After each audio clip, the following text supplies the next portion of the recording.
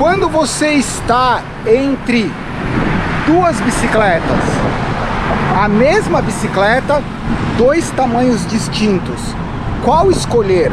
Eu sempre fico entre 52 e 54. Às vezes eu me sinto melhor na 54, às vezes na 52, só que chega um determinado momento que você precisa escolher entre uma e outra, então conversar um pouco sobre isso. Finalmente, entre duas bicicletas. Sou 3R5 tamanho 52, sou 3R5 tamanho 54. E aí, qual é a bicicleta? Quando eu estou indeciso entre duas bicicletas, qual eu escolho? Algo que pode influenciar e muito na sua percepção de aprovar ou reprovar uma bicicleta são os pontos de contato. A largura do guidão, o desenho do guidão, o shifter, SRAM, Shimano, Campagnolo, o selim. Você testar uma bicicleta que seria uma ótima bicicleta para você, mas ela está com um selim que você não suporta, com um guidão mais largo ou mais estreito do que você está acostumado. Se você for andar na bicicleta, por mais que a essência da bicicleta, o quadro da bicicleta, ele seria o ideal para você, como os pontos de contato eles são desagradáveis, você fica sugestionado de que aquela bicicleta não é boa. Então é super importante lembrar isso. Outro fator, é muito simples quando você está indeciso entre dois tamanhos da mesma marca do mesmo modelo. Mas quando você está indeciso entre duas marcas ou modelos diferentes, é importante lembrar que não adianta olhar a nomenclatura 52, 54, M, Small, porque não existe uma regulamentação de que as marcas têm que respeitar determinadas medidas para colocar que o tamanho é 52, 54. Ou seja, duas bicicletas 54 de modelos diferentes, de marcas diferentes, mesmo sendo duas bikes 54, elas não têm necessariamente as mesmas medidas. Pelo contrário, elas podem ser completamente distintas. O que a gente tem que fazer para anular esses fatores? Geometria. Por mais chato que seja, tem que ir lá e se familiarizar com geometria.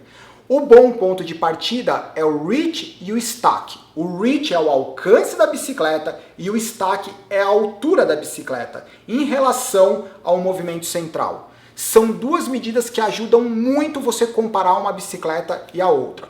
Outras medidas que têm que ser levadas em consideração, o comprimento do top tube, a altura da caixa de direção, porque tudo isso ajuda você a entender quais são as características da bicicleta e você comparar com a sua bicicleta. Nesse caso, me usando como exemplo, eu tenho 1,75 m, 71,5 cm de cavalo. Eu poderia usar tranquilamente qualquer uma dessas duas bicicletas. O reach das duas bicicletas são idênticos. A 54, ela tem o top tube um pouco maior, mas esse top tube um pouco maior, a alteração dele é do movimento central para trás, ou seja, ele vai influenciar no posicionamento do quadril, mas eu consigo compensar isso deslizando o selim para frente ou para trás. Mas o reach é idêntico. Eu consigo ter uma boa postura associada ao alcance da bicicleta. Em relação ao stack, que é a altura, eu consigo facilmente regular isso com a altura do selim. Aí começa a diferença, eu me mantenho bem com as duas bicicletas, mas começam a acontecer limitações. A altura da caixa de direção. O que isso quer dizer? Para eu me manter na mesma posição como eu estou nessas duas bicicletas nesse momento, a 52 está com o avanço na altura máxima dele e está na minha posição neutra, a posição que eu usaria ao longo do ano inteiro. Eu não consigo deixar o meu avanço mais alto do que ele está aqui. Em compensação, a 54 está na posição mais baixa. E eu tenho a possibilidade de deixar a bicicleta o avanço mais alto. A 52 eu consigo deixar ainda mais agressiva.